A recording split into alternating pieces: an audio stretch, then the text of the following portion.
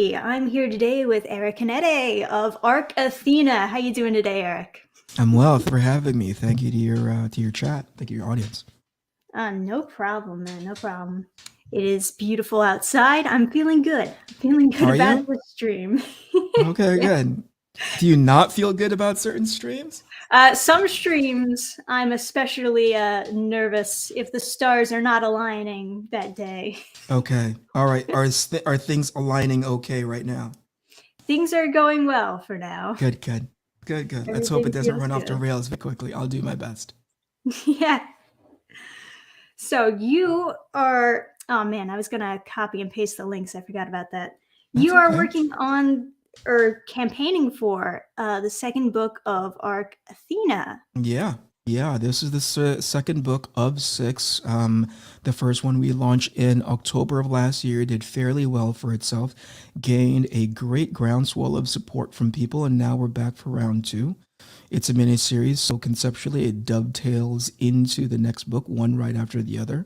And we're in the middle of, I think today officially is the middle of this campaign because it's going to be 30 days long and there's not going to be in demand available to it. As soon as the campaign ends, we're going to end it. We're not going to extend it any further. And it's only because we have a third book to get to. Like I said, it's not a self contained issue. It dovetails onto the next one. So I didn't want people to wait too long to get hands on the third book.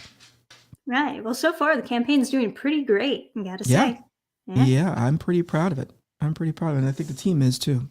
for sure. And I think the people who really enjoyed the first book are going to enjoy the second one even more because you're taking the next step into the story where things are actually things are actually moving forward and we're Yeah. getting Yeah. somewhere. Did I Doing forward you I know that you spoke favorably of the first book, so thank you so much for that. I really appreciate it. I don't know Yeah. if I forwarded you the second book just so you can get eyeballs on it and tell me what you think. If not, I can certainly do that after we go offline. But I'd be really curious to see where you're coming from. There's a handful of reviews that you've done where I think, oh yeah, I think she and I are pretty aligned in as far as how good narrative and good structure should work, you know? Right, right. I mean, I do my best to Yeah, well, try to certainly, break I don't know if down there's certain things. a general rule of thumb. I don't know if there's only one way to do it, but I think there's a preference, you know, that you like your story to be told in.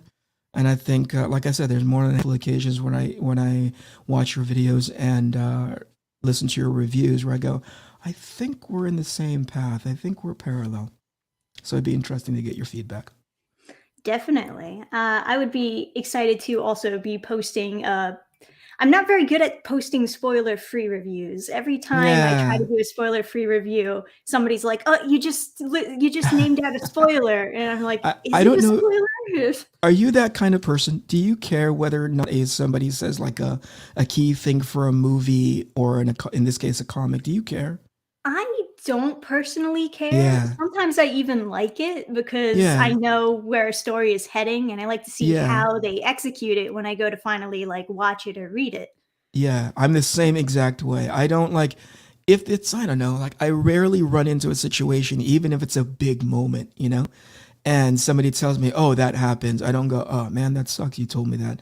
Isn't because I don't know all the scenes or all the things that lead up to that big moment, and I don't know if anybody could ever ruin something that profoundly for me. So I think I'm the same way. Whenever I go online and post panels from the book, regardless of where it is in the narrative, people are like, "Oh man, you just kind of blew that one scene," blah blah blah, and I'm like, I'm sorry, I'm not. I think of the thing holistically. I don't think of the thing in pieces, but people really love to be surprised. So, and I can understand that. But that's why I think similar to you, I have an insensitivity to the posting non-spoilery things. Yeah, and sometimes I like to have the feel of whether a story's gonna have a happy or sad ending because I wanna Sure. know how to be mentally prepared to go into this. Really? Sometimes I'm not ready to watch something sad, Oh, sure, and sure. then if Right, it just right. has a big bummer at the end, I'm like, I "Oh, get why it. did I I get waste it. 2 hours on this?"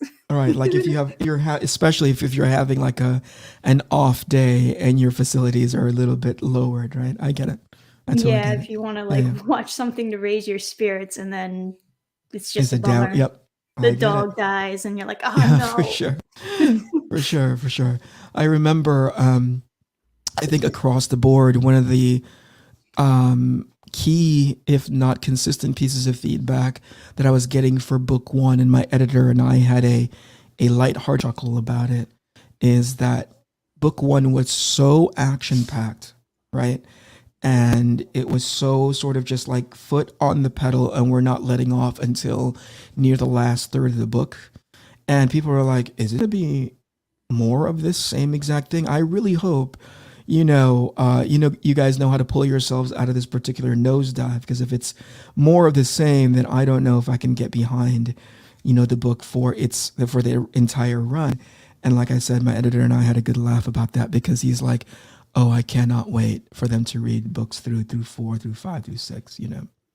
And it's only because I think, I don't know if it's a formula, but I think certainly there's something to be said about establishing tone and tenor with the first book right out of the gate. You kind of have an understanding of what you're getting into when it comes to the overall theme and hopefully the texture of the series. But it certainly doesn't set up, I don't think so anyway, but maybe people will disagree with this. Maybe your chat will. I don't agree 100% that it's going to be like it should set up for more of the same, but I think people kind of grasp onto that. Like, oh, I got action adventure in book one and I got full throttle book one. And I don't know how this is going to be in book two, but I hope to add to that texture come book two time. Yeah, I think so. Yeah. And so you're into the comic game now, full indie. Here we go. Yeah. Yeah. Are you planning to do more comics besides Arc Athena? Are you thinking maybe this is something No. that we can look forward to more of, or is this more like going to be your, a hobbyist type thing? Yeah, yeah, we talked about it offline very briefly, right? Right. Which is to say, I did mainstream comics. That was my dream when I first tried to break in. I was like, I wanted to get into mainstream comic books so bad, and I had a pretty good run, but fortunately, it just wasn't what at the very least, the picture that I had in my head. Like I wanted to have the X-Men or whatever it was, the Marvel books that I was reading from back in the day. And I felt like I had just kind of missed a particular window naturally because I wasn't very good to have broken in when I had wanted to.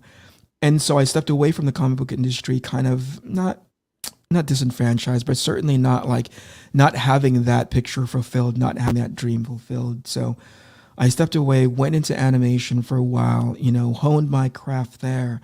And by the time I came back, at least, I jokingly tell this story that I got plucked away from mainstream, or I got plucked off of the planet and got taken away in some kind of like alien craft. And by the time I got back and started reading mainstream again, I was like, oh, this isn't what I had come to expect, and which was okay. I mean, I naturally assumed that there was an audience for how stories and narratives were being told, but I missed reading the kind of stuff that I was into. So I came back, and that's one of the many things that led me down the path of coming up with my own independent stuff, right? Going down the independent route because I wasn't seeing the kind of stuff that I had grown up on. So to answer your question, I think I'm in to be in the independent scene, um, as far as a plan is concerned.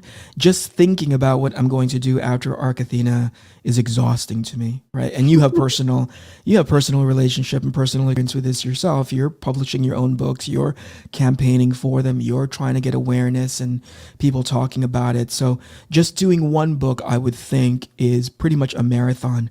Doing 6 issues worth of it is an ultra marathon, and I'm exhausted just thinking about it out loud. So it is to say, for the time being, for the next 6 issues, or I guess now 4 issues or so hereafter, indie is where the place is for me. And like I said, we talked about it offline, that I'd rather consider myself a hobbyist because it takes all sorts of pressure off of my shoulders to think of it as like, oh, here comes a mainstream guy trying to be successful in this space. I'd rather think of it as, oh, this is the kind of stuff I'm doing for fun. And it's the fun because I'm disassociating its success as a, as it is typically hitched to a campaign and how much it raises and how many backers it gets and so on and so forth. My the attitude that I'm taking from a hobbyist standpoint is I'm having fun doing it, and it's the kind of story and the kind of pictures I want to draw, and so I never look at it as work or labor, you know. Yeah, and you're definitely putting 100% into every book. I can tell. I I mean, try. yeah, and people, it's so deceiving these days. People have such this disillusioned belief of how long comics actually take. Sure. It's somewhat deceptive. Yeah. They do take a lot of work and a Yeah. lot of time, Yeah. but you What have know, you run into yourself, like the imaginary version of it versus the reality? What have you run into where you go, this is not what I thought it was going to be?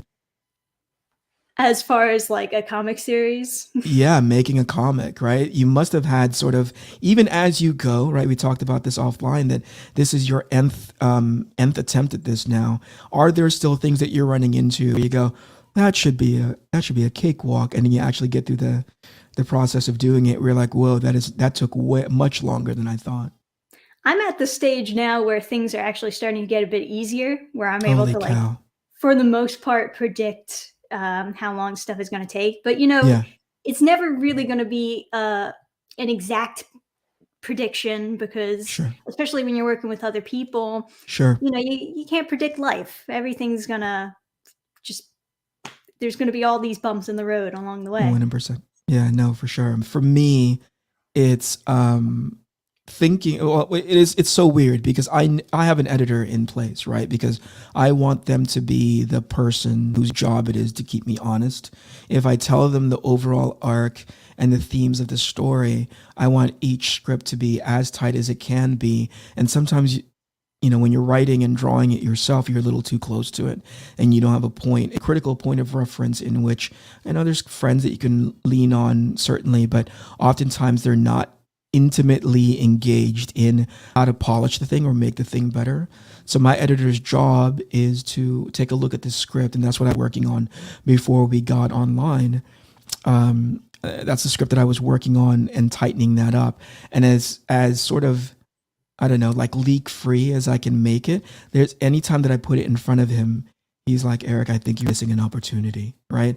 And to me, that is one component of the many components that has a tendency to quote unquote slow things down for a very good reason, but it certainly slows things down to the point where I'm like, I should have seen that. That is my whatever 100th time around telling a narrative story around the block, and I can't believe I missed it.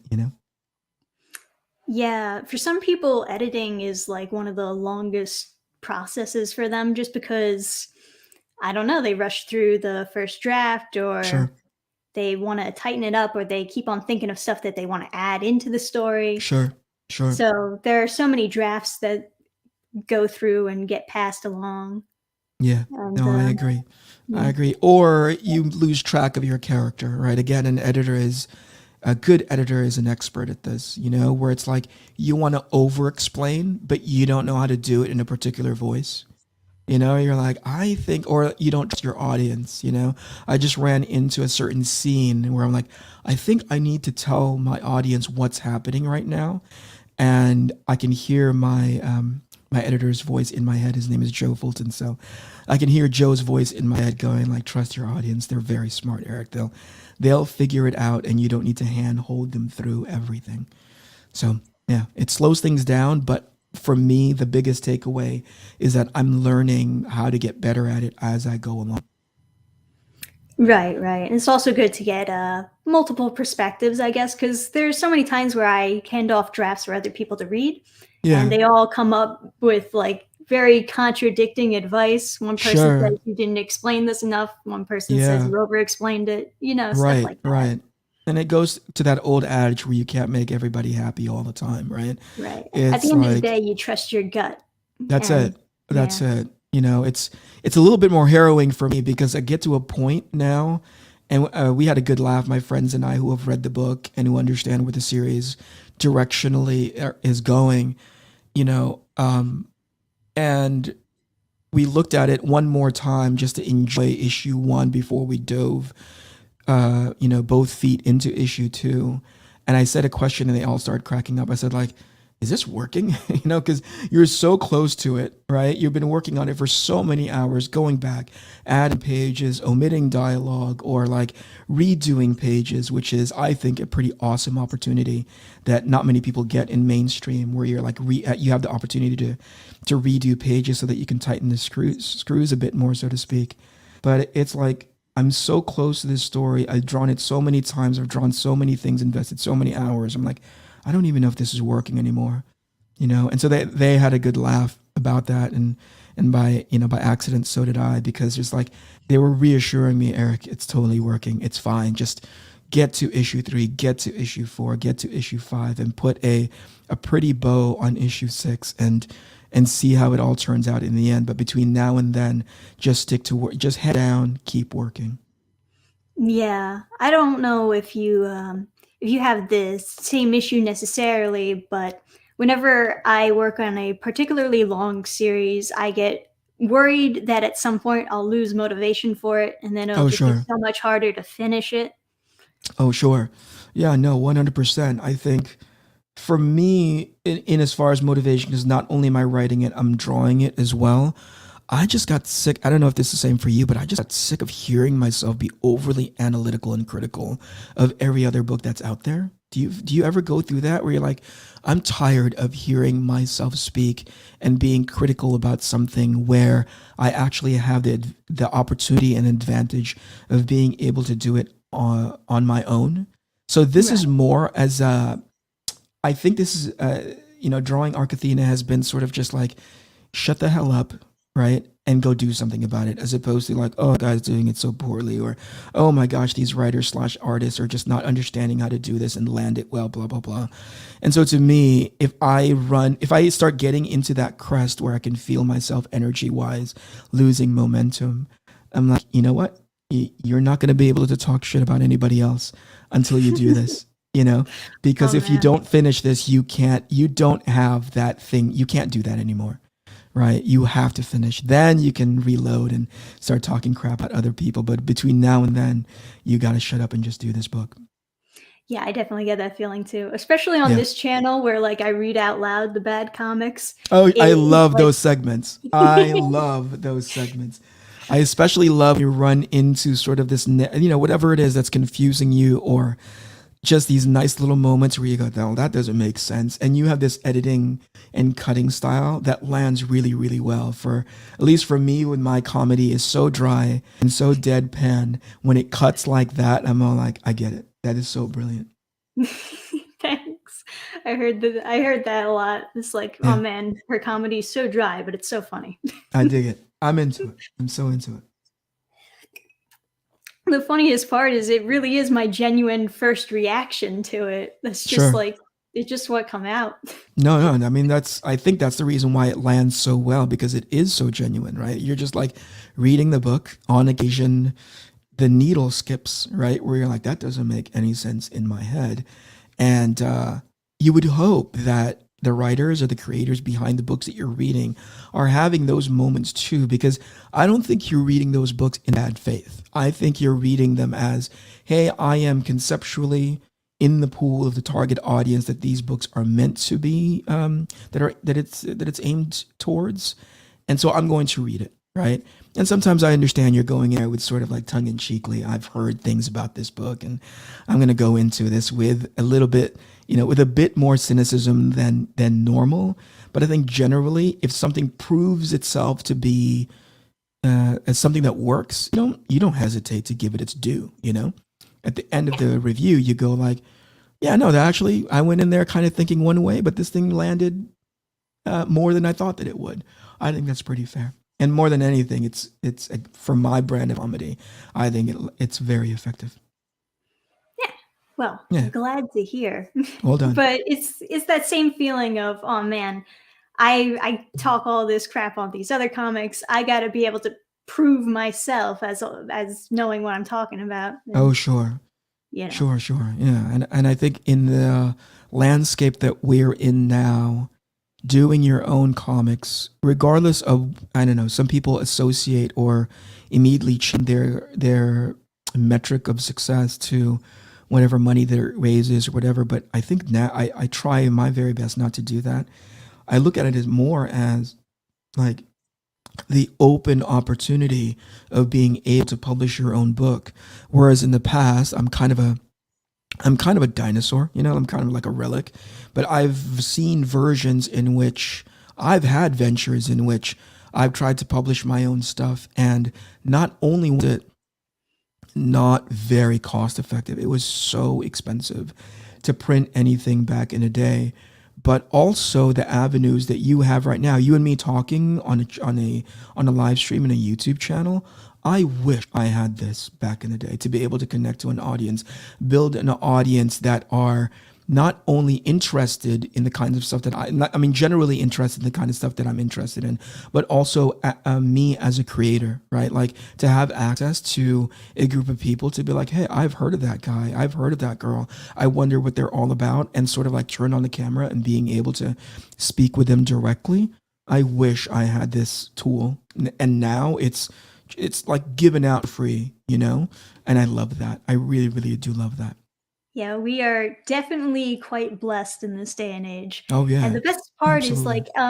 like I've noticed like selling comics or selling anything, it's always better done in person. I agree. And with the YouTube whole thing, we get the opportunity to actually somewhat at least communicate with the Yeah, actual audience, the actual people who buys, and that just adds so much. I agree. There's like that connection there. We're I tethered agree. together. Yeah, I agree. And I think a handful, if I've learned anything from book one, is that people want to know. I mean, there's going to be instances in which they're like, oh, that's not really my thing based on the visuals. That's totally cool. But of the people who are into the kind of stuff that you're doing, whether they know you as a creator or their contact with you is simply through like the art that they see of yours on social media, one of the key things that this tool allows you to bring to the table, and I mean something like YouTube or something like Twitter or Instagram, is that you give them an opportunity to learn more about the thing that you're working on, and it's coming from you directly. You know, it's not coming through like some weird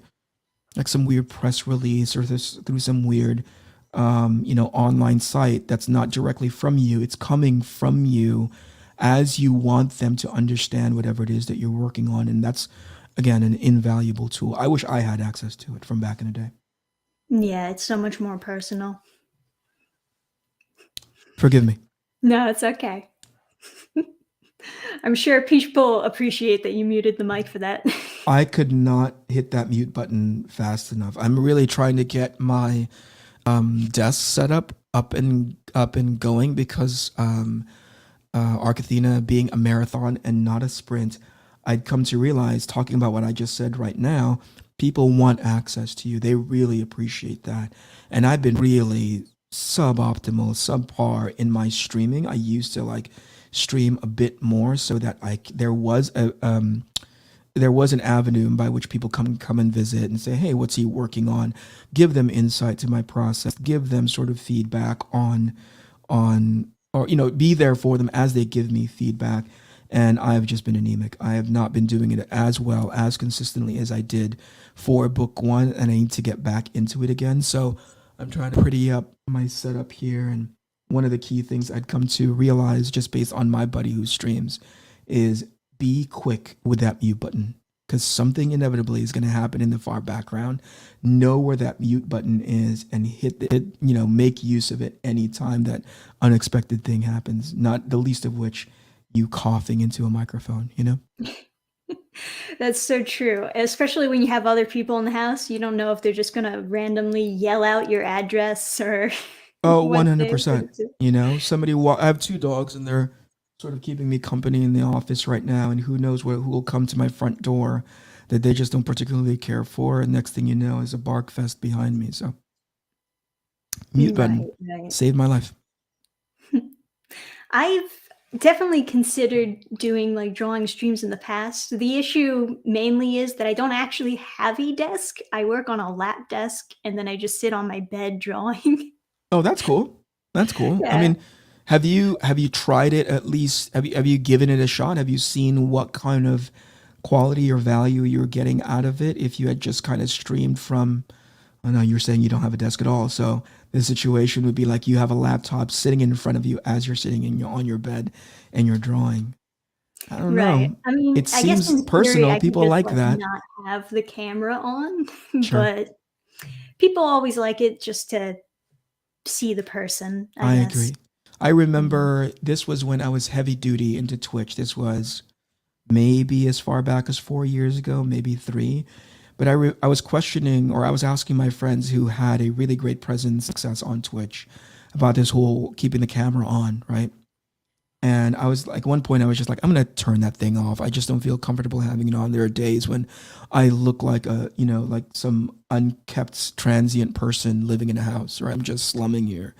And they were like, you can, Eric, for sure. But if you want any sort of connection slash growth, audiences really like it when you keep the camera on. It feels like they're talking to a person as opposed to, I guess now, if we're to do it through StreamYard, anytime somebody talks, your icon pulses, right? And it's some weird disconnect for people. They really do like seeing the creators at the other end of the computer. Yeah, you have to have a really entertaining voice for them to just like the icon.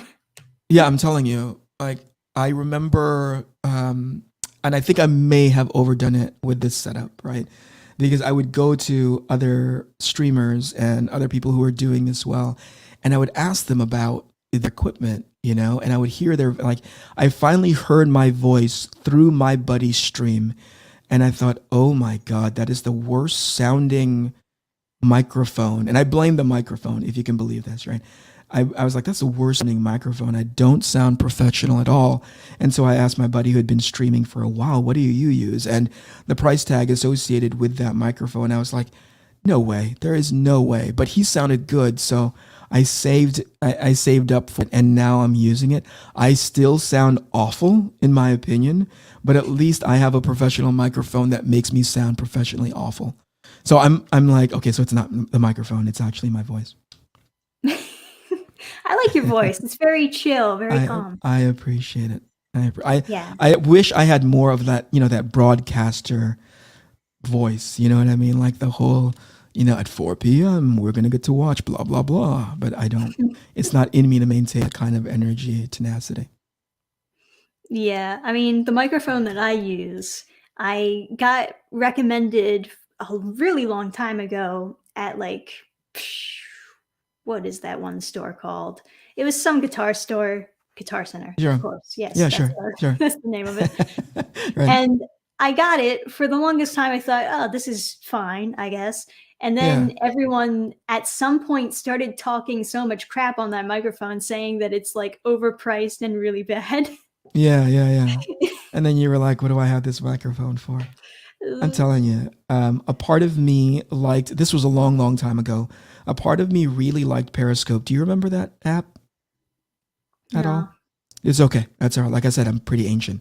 There was a version of live streaming that you could just turn on your phone and stream directly from your. I think eventually Twitter bought them out and then just kind of scuttled them or archived the functionality. But anyway, you used to be able to stream directly from your phone, and I really loved that functionality because there was nothing extra, there was nothing special. There was just like turn on your phone, let people watch you while you stream. Like at best, you would just like buy a desk clamp or whatever so you can clamp your phone while you're drawing. Love that setup. It was so simple and so unobtrusive. And then eventually, because I wanted to stream a bit more on Twitch, things got just so much more complex. And I'll tell you, like, I'll take a photo of what this setup looks like around me and I'll send it to you and you and I can just laugh together, laugh, cry together because this thing is obnoxious, and it's gotten way out of hand, especially for the kinds of things that I'm doing, right? Like I'm drawing comics. I am not a professional streamer. I'm not a professional broadcaster. And yet you would think that I was aspiring to be one just based on this setup. I get where you're coming from. You buy things because you heard it recommended to you and then you get it, and later on people are like, oh, that was just the worst thing, or I had such a bad experience on X, Y, and Z microphone, X, Y, and Z camera. Right, right. Yeah, My setup is quite lazy. At some I'm point, I want into to it. make it better, but it's Yeah. just one of those things like, how much time and energy should I really put into this? But look at it like this. Based on what your setup is right now, and you've identified it as lazy, you've had such a, what I think, phenomenal success in the avenues that you've gone down, right? Like YouTube and elsewhere, right? You've built yourself a core audience. You've built yourself followers that are like, I really like her vibe. I really like the kinds of things that they talk about. And so that points to something that my buddy said, which is ultimately, like equipment being what it is, it all averages out to be the same. I think at the end of the day, what people are really looking towards is, number one, you as a personality, you as a creator, and then ultimately the content that you put out there, right? So you can have like the best looking camera, best looking microphone, whatever setup that you have, fastest internet, but if you got nothing to talk about and people don't connect with you, if they don't see you as somebody that they can either relate to or just like listen to, what's the algorithm sort of like recommending now, like 10 minutes at a time, right? Right, if they can't listen to you for like 10 minutes at a time, it doesn't matter, so in my opinion, you're doing fine. You're doing fine. Oh, thank you. Yeah. I'm always somewhat shocked when people, come up to me and they're like, oh man, the things that I would do if I had your platform. It's like, Yeah, yeah. I don't It's know. I What do guess you it think shows. about that? Like, they make it seem so easy when they say something like that. The thing that I could do if I had yours. You've been doing it for a while, no? Yeah. Yeah. Too Yeah. long, I would say. What is the year count now? It's not a decade quite yet, or is it? No, it maybe 4 years, Okay. A maybe 4 or 5. relatively short-ish amount of time. I don't think that's too long at all. I was actually curious to find out from you, what was the thing, and then people can often cite this, right? What was the thing that you saw that you did that sort of skyrocketed your channel? What was the thing that made you go like, I did these sets of videos, and next thing you know, straight to the moon? Can you point at one or two that you go, that was the thing that helped me turn the There are corner? a couple videos out there that will always got more views than others. I think the one, well, my very first High Guardian Spice video where I just reacted to the trailer got like a Oh, bunch of sure, views. Um, sure, People hopped on from that. yeah, Um, there was one where I talked about how anime was never politically correct, and that one, jumped up. sure, sure. It's a bunch of topics among those lines. Right, right. But what's cool about that, it was just never, I believe, just based on the videos that I've seen, that I've watched from you, that's not out of character for you, right? You just talk about these things that you believe in, right? I can't remember exactly the title of it, but I remember in one of the thumbnails there was this anime girl who had just like the biggest set of boobs, and there was like a title across them. And you had spoken about that, sort of just like, what's the big deal about this thing? And I think that was, if I can recollect correctly, that was one of like the first few things that I had seen. I was like, oh, somebody that's not overly sensitive to that, that's kind of cool. I had just gotten into, right when the pandemic wall fell, and I was like, what am I going to do with my time at home now that everybody's working kind of remotely? And I started thinking about, maybe I'll start drawing comic books again. And for whatever reason, your channel autoplayed. And I thought, oh Mm. man, again, taking a more cynical, sort of conservative perspective, what is this going to be about? And the moment you started talking about, like, what's the big deal about this? This is normal. I don't know why this is suddenly problematic. I don't know why this is suddenly something that we should be overly sensitive or attack. I was like, oh wow, this is kind of cool. This is not this is not the typical talking heads point that everybody seems to defer to nowadays. So I, for one, appreciate it, and that's what got me down the path of following you consistently. Well, thank you. Yeah. I do think, in general, a lot of people maybe just look for things to be upset about. And I think it helps to have also people out there speaking out and just being chill about it and just being like, Oh, for no, sure. you don't have to be upset about this. For It's sure. fine. For sure. I think as a as people, as human beings, we have a tendency to not want to be ostracized or thought of as, oh, you're not thinking the way we do. So everybody just kind of, you know, sort of falls in line, but they still inherently believe to their core the opinions that they came out with. They just don't want to be pointed at and saying, what the heck is wrong with you, you know? So it's always great to run into not necessarily a, what do you call it, like an echo chamber, but take comfort in the idea that you might not be the only person who's thinking, I don't think that way, and I don't necessarily think that I'm wrong in my thinking. So I think that's you, along with a handful of other people, present that to, guys like me who are like, oh, I don't think that way at all. I don't think that anything's broken with that, Right. Well, that's, Yeah, it's all part of the problem of peer pressure that starts in high school and then apparently exists all throughout adulthood also. It's it just like does. people Yeah, trying to create this clique and this idea that, oh, everyone feels this way. And if you don't speak out that you don't feel that way, then for everyone will sure. just believe it, For you know? sure. And it never really quite, dawned on me how much sort of interpersonal relationships a certain generation is missing. And I'm not picking on like millennials, just a generation of people who've had whose the majority of their contact comes through sort of like not necessarily like person to person, because I think there's things that you pick up when you're talking to people, these soft skills that you pick up where you go like, oh no, I don't agree with you, but here's what I think, and it's okay for you and I to disagree, right? I think Right. that something online inherently takes away that soft skill or stunts that soft skill. And I think that's integral when dealing with people face to face. I think it's critical that you know how to disagree with people and yet still be able to find a way to coexist with them, And the general nature, the sort of synthetic nature of interacting with people online removes that, right? You don't know how to deal with real life, so to speak. Yeah, there's definitely a disconnect online, like a personal disconnect. You don't feel like what you're actually talking to is a person. It's just Yeah. like, you know, Yeah, and for sure. people can get For really sure. nasty for that reason. It's just because they stop thinking of you as a person and they think that you're just text on a screen that they can yell at and there's For no sure. For sure. repercussions, you Yeah, know? yeah, yeah.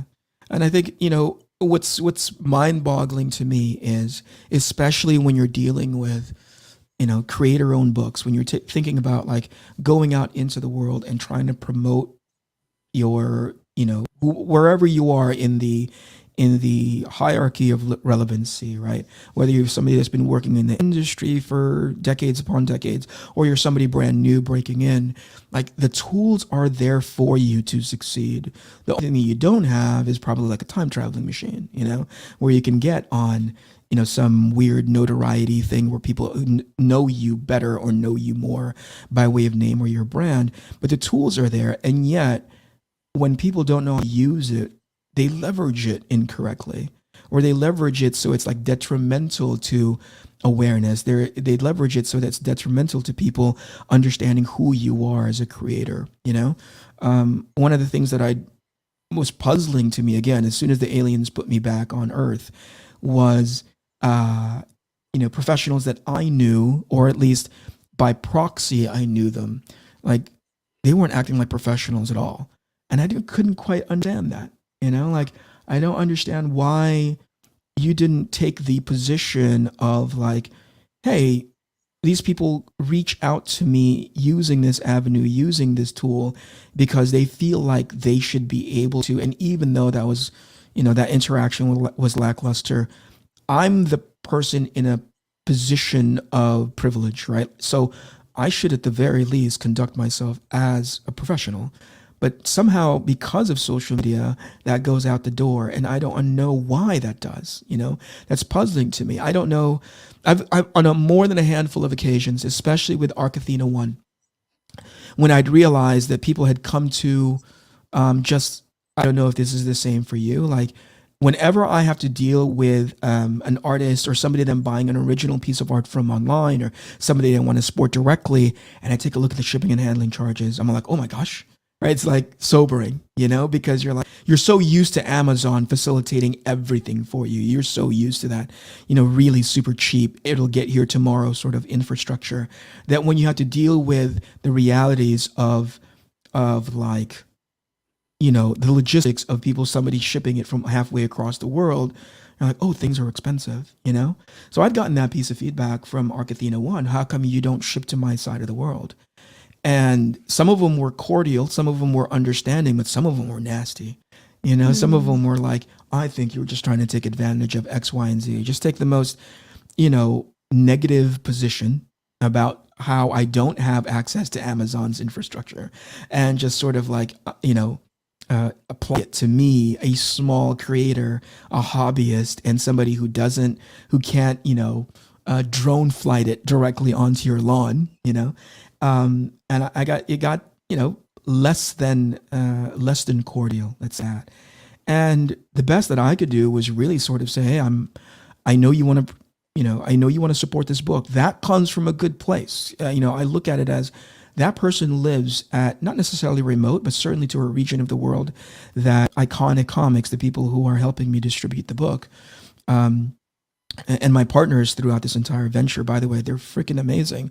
But we'd come to identify that sending out this book to certain regions of the world was cost prohibitive. We're talking about the book costing $25 per issue, and to ship it to your world, it could cost as much as two times that, maybe two and a half times that. That didn't make much sense. So rather than saying, hey, it's going to cost you that much, we'd rather just be upfront and say, yeah, we only ship to certain regions. I know that doesn't sit well with folks, but I try to explain that as best as I can, and really say thank you so much for wanting to support this book, regardless of the fact that you're in a place that we can't ship to. Now they're disappointed. Some are clearly more vocally disappointed than others, but that's not up to me to change their mind, about their stance and their attitude. I have to explain those limitations and how I never want to do anything to pass the cost on to them to the point where they're spending 2x, 3x for a book that only costs so much. But yeah, I don't know why people have a tendency to just sort of like take it on the chin and be immediately offended. And I think this goes back to what you and I talking about like 2 minutes ago, which was, I don't know if people have quite built up the soft skill of being able to interact with other human beings correctly, or at least at the very least professionally. Yeah, and pandemics don't really help with that if you're like Mm, by yourself at home, not for interacting sure. with many people. For sure. You forget Yeah, how to yeah. be social. Oh yeah. Yeah, well, I'm guilty of that myself. I remember, pulling up to a local gas station, and the lady, and, yeah, I've just transplanted myself from Southern California to Oregon, and apparently they don't let you pump your own gas here. I don't know if that's true for your region of the world, but like Mm. they don't let you pump your own gas here. So I remember mid-pandemic, pulling up to a gas station, fully expecting, I was still in the habit of getting out of the car and pumping my own gas, and the lady knocked on my window and asked me what I wanted. And pandemic in place, not being used to it, I must have looked at her strangely for like 15 seconds until I realized what was going on. So I myself am very much out of practice in interacting with somebody like face to face and live. You couple that with like weird regional nuances of not being able to pump your own gas, it adds to that awkwardness for sure. Yeah, definitely. I mean, we all have moments where we I guess lose our tempers. It's so Oh much yeah, worse when it's online because yeah, then everyone saw it and it's there forever, yeah, yeah, for no sure. matter what. Do you have like do you have your processes? I refer to it as like a release valve. Like when you're angry, that knee jerk reaction of reading, you must get, I don't know, I hope you don't, but you must get your fair share of comments on YouTube that just kind of send you over the edge, right? Or not even YouTube, just social media in general. Do you have your own sort of mechanisms that give you like, I do this so I don't lose online so that it's not out there forever? Yeah, I mean, I try to just if I can catch myself getting upset, I try Yeah, to just pull myself away from the comment section. right on. Just, some I love reading the comments, obviously, and I Yeah, love hearting posts and stuff like that. But sometimes they are like really nasty, and you can't read them all because it's just right, too much. right, right. So So sometimes it's just first, best to pull yourself away from that. yeah. So first you have to identify, right? You're like, hey, I'm getting really upset, and then you step away because I know plenty of people who are like, don't read the comments at all, right? Or like, just fire and forget that tweet. Just hit the send button. Don't even look at it anymore. But I'm generally very curious as to how people react to the work that I'm putting out there. And sometimes it's like, I don't know, like it's weird. Somebody like 1,000 people could say the kindest, most supportive things, but then there's this one dude that'll be just like, blur. I don't like the way you draw this. And I sit there and obsess about that stupid thing, as if I've never experienced that before. It's such a weird human trait.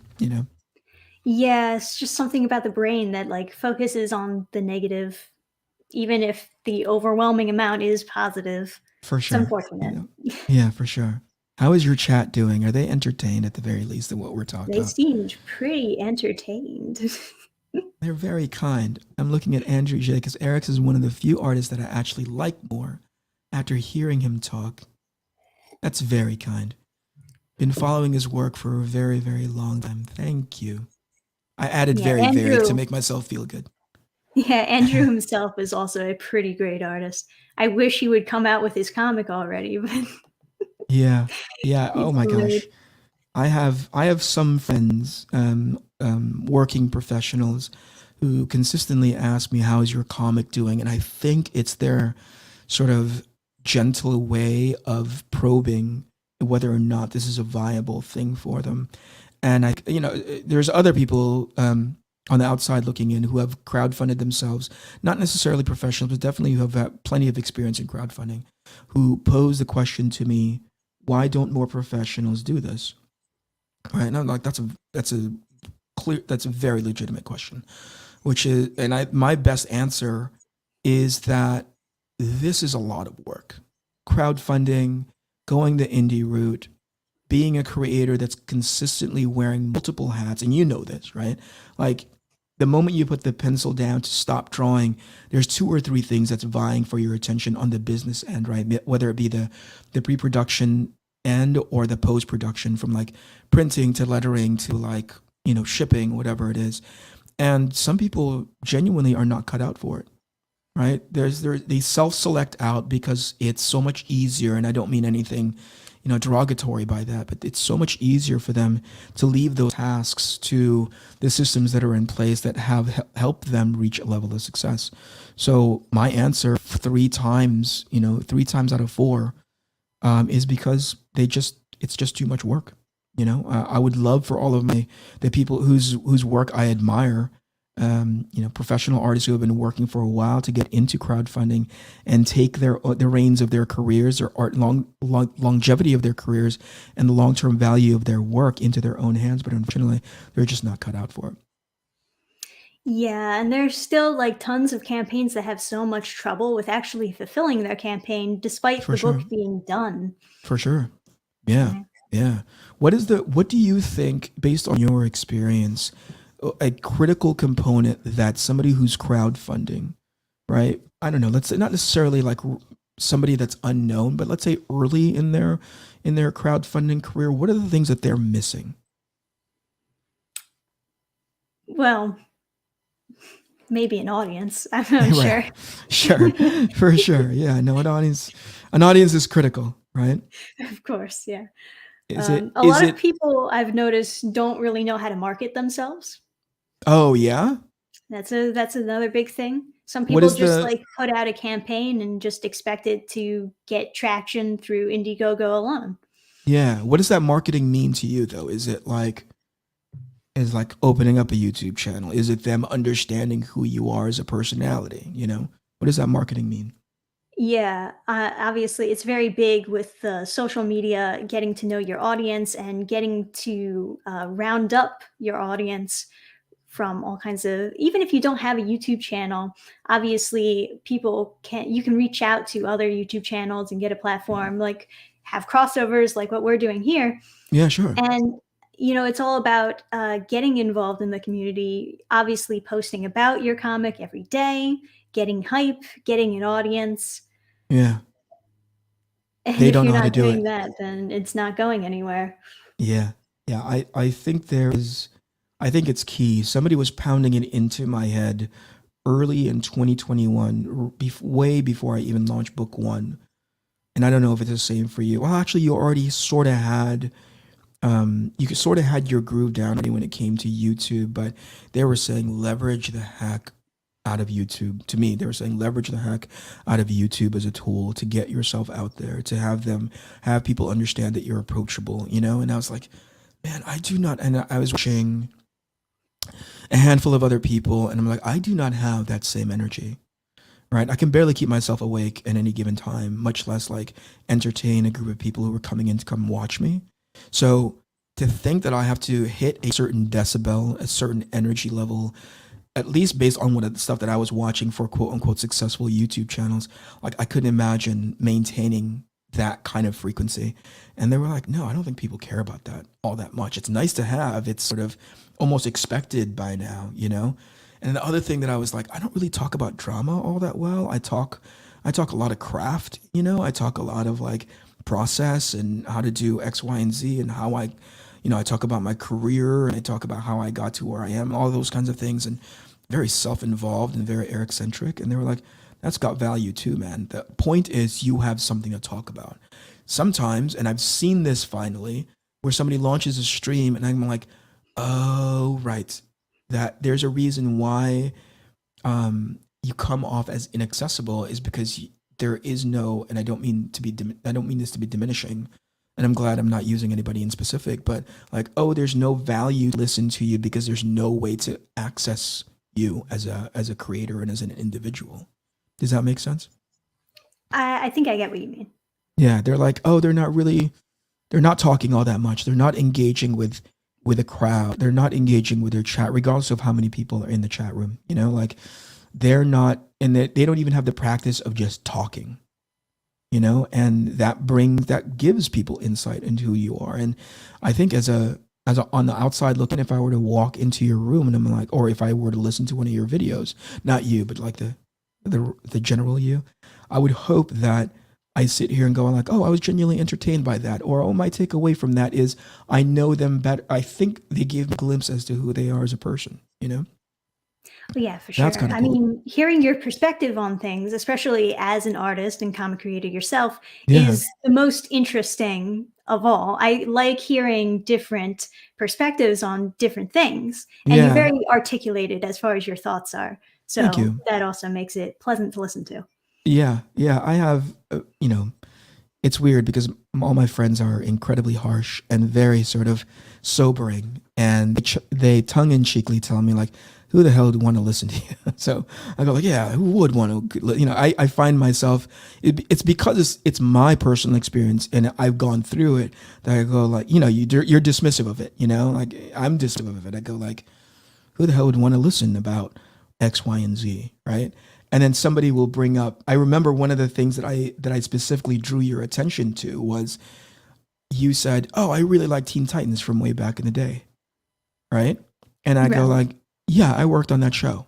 You know, in my head, I was like, "Oh, I worked on that show," and I showed the storyboards from that show. And it was weird how you were like, "Yeah, Eric, I really like that. That's cool." But so many freaking people were like, I really love that show. I can't believe you worked on it, yada, yada, yada, yada. I'm like, oh, that's interesting. I would have never thought that anybody cared about that silly little thing, you know?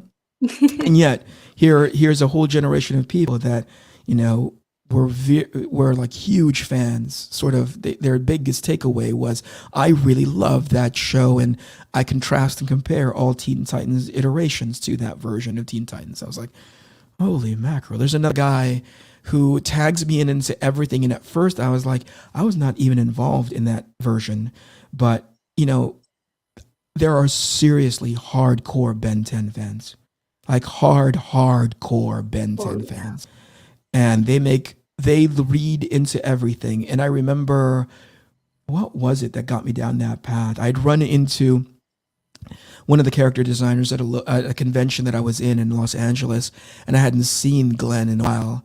And we ended up just kind of catching up, and that kind of planted the seed in my head. I was like, last time Glenn and I worked on anything was Ben 10. And so, again, similar to you, I went online, I tagged him, and I was like, hey, Glenn, do you remember when we did this version of an Alien Force? And we had a good chuckle about it, but oh my gosh. The moment people saw all that behind the scenes stuff that had never made it into air, or excuse me, never saw like the final, the version that I was working on as quote unquote production artist never made the final version. People are just losing their minds over that, you know, and started asking questions like, "Hey, how come they didn't choose this over this? I really love." And then we started talking about things that were not at all related to that thing that I posted, but certainly to Ben 10 in general. I really love this, blah blah blah. I'm like, wow, these people are hardcore, man, right? Yeah, I mean, that's another big thing. People love behind the scenes stuff. They And do. They do. And I would have never thought about it, that they care about any and all of that. And yet I was at the forefront of some of it. And apparently it's interesting to somebody. So if there's a takeaway for me, it's just like, yeah, no, talk about those things, because you might not be might not be interested, but somebody is. So go out there and talk about it. yeah. Yeah. Yeah. That's definitely a good way to like get a boost in views. Just like talk about some of your past projects, and all the Yeah. fans from that stuff come on over. It's interesting. It's interesting. I used to have an allergic reaction to that because it felt disingenuine to me, you know, like, Mm. hey, I drew Batman, so I'm gonna go do this project, and if you like Batman, then you like. It felt weird, and then I started realizing, no, actually, it's just another tool. It's just another lever or slider that I can move left or right to get people. If the whole point of, as long as I keep that exercise genuine, which is, hey, my name is Eric Canete and I worked on these things, right? And if you like those things, I'm still Eric Canete and now I'm working on this thing, you know, rather than the other way, which is, boy, you're gonna absolutely, if you loved Batman, then you'll love this thing that's kind of Batman-ish, right? That feels a little Yeah. disingenuine, right? Right, right. Uh, but yeah, that's definitely the thing. People who love art from one show or, comic that they really liked back in the day, they want to know more about what happened with the artists who worked Yeah, on sure, it back then and what they're doing now. And sure. that's a Yeah, good way to pull in people to show them, hey, this is what I'm doing now. Do you want to, right, you right. want to support it? Right. It's also a great sort of mirror to hold up to me and be like, boy, you're old. Boy, you've done a lot of stuff. Boy, you've got these many notches on your belt. But that came out. And I remember when somebody said, when was it? That I worked on that He Man that was in the middle of early 2000s or middle of 2000s, right? Basically the relaunch, the one that Four Horsemen designed all the toys for. And there was a whole hubbub of this most recent one that Kevin Smith had worked on because of, for, multiple reasons that I think everybody's just kind of like sick of hearing about. But anyway, somebody said, "Oh, I don't particularly care for this He-Man. I like that He-Man from way back in the day." And then they said the year. They were like, they never said the year before until, and then, oh yeah, I like that He-Man in 2003, 2005. I can't remember. That's how I think it was corrupt my 02. memory. Oh my gosh! I Don't say think, I that. don't know. It's that. I mean, I wouldn't be surprised. Point was, like, somebody put into harsh contrast or harsh focus that was that long ago, and I'm not so bad at math that I can't, do subtraction from what year it is now, or when that whole thing kind of like all that the hubbub kicked up into the air, to when the original episodes were airing, and I was like, that feels like it was so long ago. That was almost 20 some odd years ago, man. And we worked on that show, and therefore we are old and ancient. But rather than that, I'll take a positive turn and be like, hey, I was really proud on working on that show. Yeah, I mean, it's all experience. It's all stuff to add to how great you are as an artist. I It's like, agree. oh, look at all this stuff that I worked on. I agree. I It's a agree with great you. resume. Yeah. What is So I that? guess we'll start wrapping things up soon. I Yeah, don't know if chat has any particular questions for Eric before he goes, but for those of you who want to back it, I'll post the link in the chat there. This is Arc Athena, book 2 out of 6. And that's if right. you want to back it, you should do that because I reviewed the first book and it was really good. And I looked at the second book and it was really good. So Right you should on. definitely put this on your reading list. I appreciate it. I appreciate it. Yeah, it's to give more detail. It was a 30-day campaign of which there are only 40 days left. We don't go into in demand because we want to get that third issue out to you as quickly and as timely as possible. So one of the things that could potentially slow that down if I extend the campaign any longer, the team is cranking behind the scenes very hard to get that third book out. Most importantly, I think the fourth book is well on its way, and as far as like pre-production is concerned, my colorist is already sort of banging his head up against the wall because I have no color palette for anything that I draw. So he's kind of gonna have to do a little bit more heavy lifting than usual. But anyway, it is to say that the miniseries is chugging along. 14 days left in the campaign. I think it ends on April 1st. That is not by design. I realize, like, if I tell people that this thing is going to end today on April 1st, are they going to think that I'm pulling a prank on them? But I Like, swear just to you, kidding, it's extended. yeah, I swear to you, it's on April 1st, and we're gonna go right into actually the as we speak, the books are being printed. So if there are any of you who are hesitant in backing the campaign because you don't know whether or not this thing is going to get to you in the time provided, which I think the campaign says July. If you can refer to the first book, we ended that campaign in when was it? October. It got to most people before Christmas. So October, November. It got to people in about a month and a half. So we are incredibly proud of being able to turn this around. By we, I mean me and the people over at Iconic Comics. They are so diligent and so timely with their turnaround that the last thing, I mean, of my friend Tim Lim who does Common America, and he sets the bar for everybody that's coming out of Iconic. So the last thing I want to do is to be the weak link in that particular chain. So I'm trying to stay as fast as Tim is, and as far as turnaround and delivery. So rest assured, it's going to get to you on time. I'm sure people will be very thankful to get the book fast because yeah, there's a bunch of campaigns that even now have not been fulfilled that have been going on for years and years and For years. sure. But I'm seeing the new trend of Yeah. books being done when they're being campaigned for and Yeah. getting them out super fast. Yeah, for And sure, for sure. I'm that glad that that's one way people to are do it. realizing the value of that, getting them done, or at least getting them mostly done before campaigning. Because at the end of the day, the backers are going to be the people who are supporting you are going to be near the top of the list of who you want to keep happy. And if they're waiting for too long, especially as other campaigns are fulfilling ahead of you that started campaigning after you, it has a tendency to dent your reputation. It has a tendency to give you a black eye, and consumer and customer trust starts to take a dip, and you never want to be at the receiving end in any of that. Anyway, Yeah, for sure.